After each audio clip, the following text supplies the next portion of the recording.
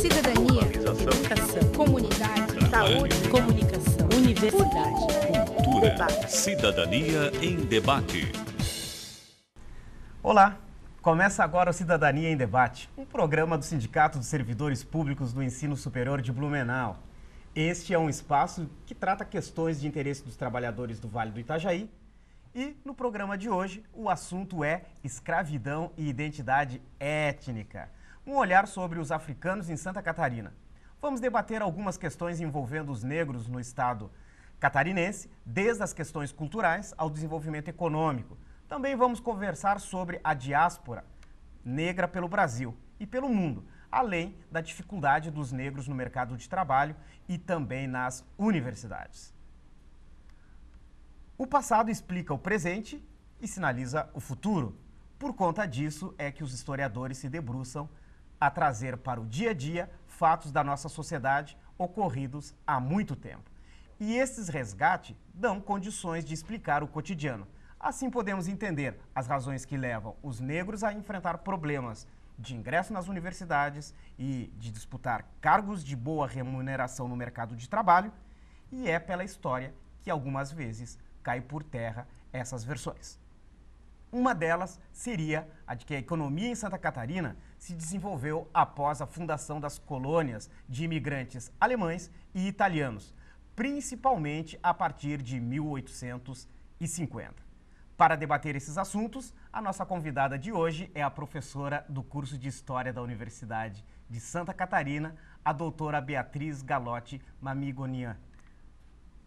Prazer recebê-la aqui no nosso Cidadania em Debate.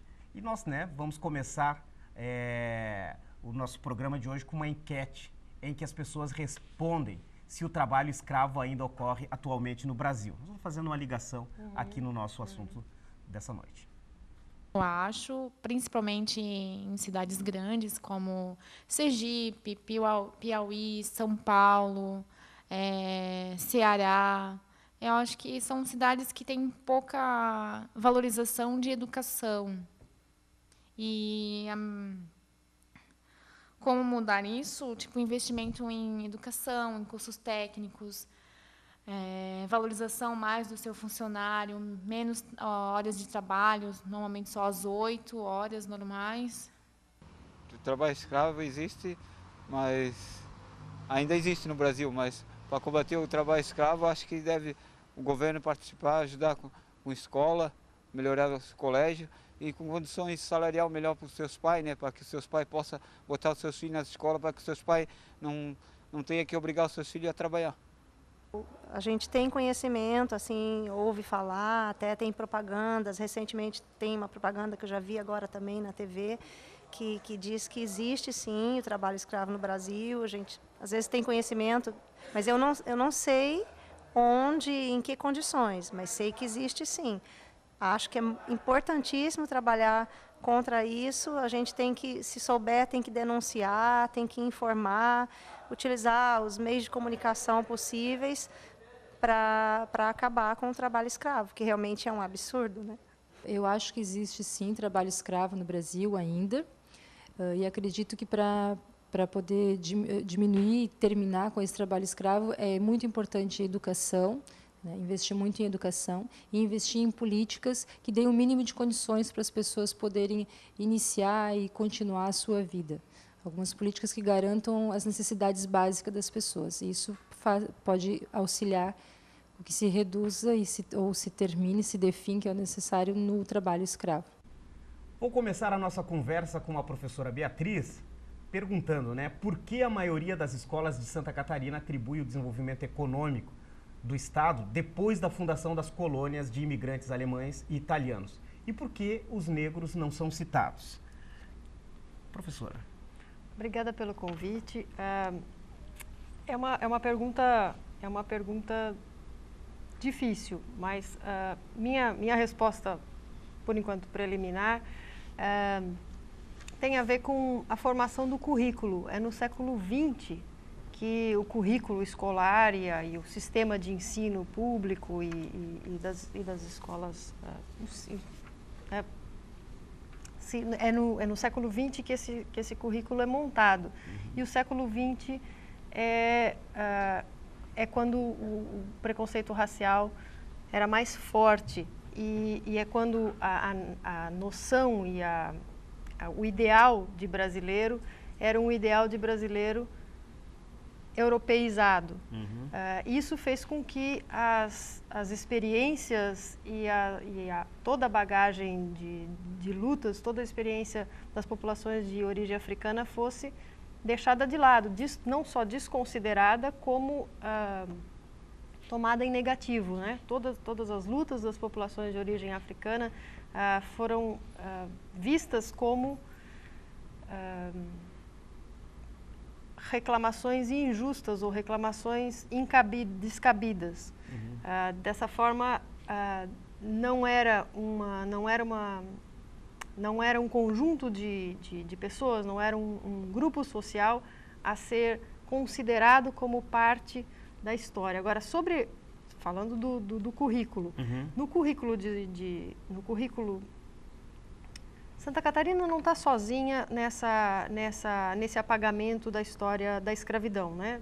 Todo o sul do Brasil tem dificuldade com a história da escravidão no período colonial e no sul da América Latina e em vários outros países da América Latina, a história da escravidão africana também fica mais apagada, dá-se mais ênfase à história indígena, à presença indígena do que à presença africana. E aqui no Brasil, o sul, separam muito, né, a questão do Brasil, principalmente no sul, né? Como se o sul fosse diferente. E essa diferença do sul é muito marcada a partir da colonização e da chegada mais expressiva dos imigrantes europeus, italianos, alemães, na segunda metade do século XIX. O problema é que nos séculos anteriores, o desenvolvimento histórico do sul do Brasil se assemelha ao de outras partes do Brasil. E o processo de colonização, portugueses, aliados a alguns índios, combatendo outros índios, trazendo mão de obra africana, implantando uma economia, seja de abastecimento, seja de exportação, foi o que viveu Santa Catarina. Então, Santa Catarina, na segunda metade do século XVIII, era muito parecida com o interior do Rio de Janeiro, com parte de São Paulo era muito menos desenvolvido ainda, muito menos ocupado. Quer dizer, Santa Catarina não era diferente do resto do Brasil até 1850. Não tem motivo para a gente apagar essa história. O problema é um filtro que se faz com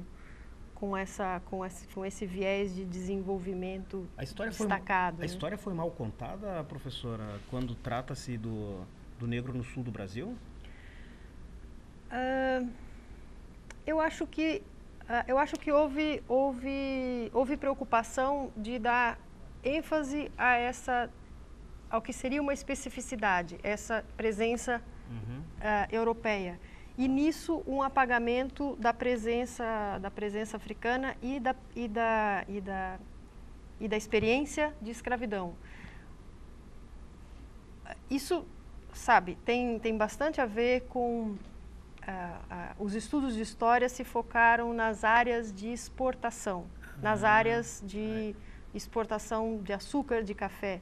Como Santa Catarina não estava ligada diretamente a esse mercado exportador, não produzia para o mercado externo diretamente, isso para o resto do Brasil, todas essas áreas que não produziam para o mercado externo foram ofuscadas nos estudos, nas pesquisas.